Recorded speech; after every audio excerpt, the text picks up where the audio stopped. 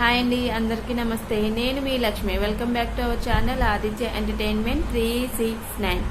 ఈ రోజు వరకు వీడియోస్ ఎందుకు చేయలేదంటే నాకు అసలు హెల్త్ బాగాలేదండి, అందుకే వీడియోస్ చేయలేకపోయాను. ఈరోజు అయితే తొలి ఏకాదశి కదండి, అందరికీ తొలి ఏకాదశి శుభాకాంక్షలు అండి. షణ్ముఖి చెప్పు. తొలి ఏకాదశి శుభాకాంక్షలు. నమస్తే. ముందుగా అయితే సోమవారం అయితే దర్శనం చేసుకోండి. ఓం గం గణపతే నమః, ఓం గం గణపతే నమః, ఓం గం గణపతే నమః. తొలి ఏకాదశికి మా ఇంట్లో పరవన్నం కానీ, పాల తాలికలు కానీ, ఆరతి కానీ, గారెలు కానీ ఇలాంటివి చేస్తారండి. నేను ఈరోజు అయితే పాల తాలికలు చేశాను, అది మీతో షేర్ చేసుకుందాం కదా అని చెప్పేసి వీడియో చేస్తున్నాను అండి. ఫస్ట్ అయితే ప్యాన్ తీసుకుని 2 స్పూన్లు గీ అయితే వేసుకోవాలండి. వేసుకున్న తర్వాత గీ కరిగిన తర్వాత అందులో కిస్మిస్ వేసుకుని బాగా వేయించుకోవాలండి. కిస్మిస్ ఇలా బాల్స్లో వచ్చేంత వరకు వేయించుకుని పక్కకు తీసుకోవాలండి. ఆ తర్వాత అదే గీలో జీడిపప్పు కూడా వేసుకుని బాగా వేయించుకొని పక్కకు తీసుకోవాలండి.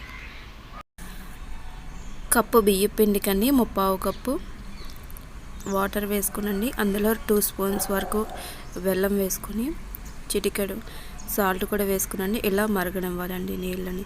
ఇలా మరిగేటప్పుడు దాంట్లో కొద్దిగా పిండి వేసుకొని మొత్తం అంతా ఇలా గట్టిగా అయ్యేలాగా చూసుకోవాలండి. ఇలా అయిన తర్వాత ఒక ప్లేట్లోకి తీసుకుని చల్లనివ్వాలండి. ఆ తర్వాత అదే ప్యాన్లో 1 కప్పు పిండికి కప్పు బెల్లం వేసుకునండి. దానిలో కొద్దిగా వాటర్ వేసుకుని పాకంలా చేసుకోవాలండి. బెల్లం కరిగేంత వరకు మాత్రమే ఉంచుకోవాలి. మళ్ళీ ముద్రపాకం, తెగపాకం అలా ఏం లేదండి. బెల్లం కరిగితే చాలు. కరిగిన తర్వాత స్టవ్ ఆఫ్ చేసుకుని చల్లారబెట్టుకోవాలండి. దీన్ని ముందుగా మనం పిండి తీసుకుని పక్కన పెట్టుకున్నాం కదండి, దాన్ని గోరువెచ్చగా ఉన్న టైంలోనే ఇలా చేసుకోవాలండి. ఇలా చేసుకోవడం వల్ల ఇలా ముద్దగా అవుతుంది. అయిన తర్వాత కొద్దిగా పిండి తీసుకుని ఇప్పుడు నేను చేసే విధంగా పాల తాలికలు చేసుకోవాలండి. మా షణ్ముఖి అయితే ఈ పిండి మొత్తం ఇలా చేసే టైంలోనే మొత్తం తినేసింది. సగానికి పైగా తినేసిందండి. చూడండి, ఇలా పాల తాలికలు చేసిన తర్వాత ఇలా పక్కన పెట్టుకోవాలండి. చూసారా, పాల తాలికలు చేయడం అయితే మొత్తం కంప్లీట్ అయిపోయిందండి. ఇలా మొత్తం అన్నీ చేసుకున్న తర్వాత ముందుగా స్టవ్ ఆన్ చేసుకుని ఒక గిన్నె పెట్టుకునండి. అందులో 1 టేబుల్ స్పూన్ గీ అయితే వేసుకున్నా అండి. నేనైతే సగ్గుబియ్యం 10 మినిట్స్ అయితే నానబెట్టండి. ఇలా నానబెట్టిన సగ్గుబియ్యాన్ని 2 మినిట్స్ ఇలా గీలో బాగా వేగనివ్వాలండి.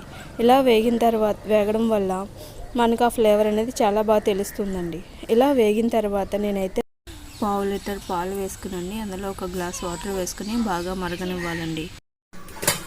సగ్గుబియ్యం పాలు వేసిన తర్వాత చూడండి, ఇలా మరుగుతున్న టైంలో పాల తాలికలు వేసుకునండి. ఇలా 2 మినిట్స్ బాగా ఉడకనివ్వాలండి. 2 మినిట్స్ ఉడికిన తర్వాత చూడండి ఎంత బాగా ఉడికాయో.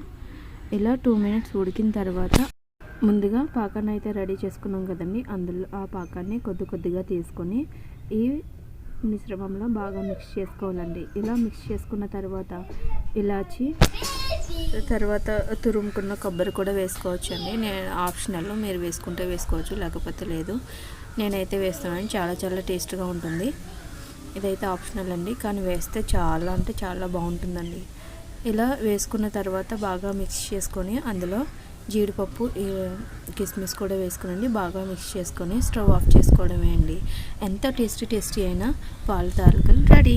ఈ వీడియో కనుక మీకు నచ్చినట్లయితే లైక్ చేయండి, షేర్ చేయండి, సబ్స్క్రైబ్ చేయండి. పక్కనున్న బెల్ ఐకాన్ని గట్టిగా కొట్టండి.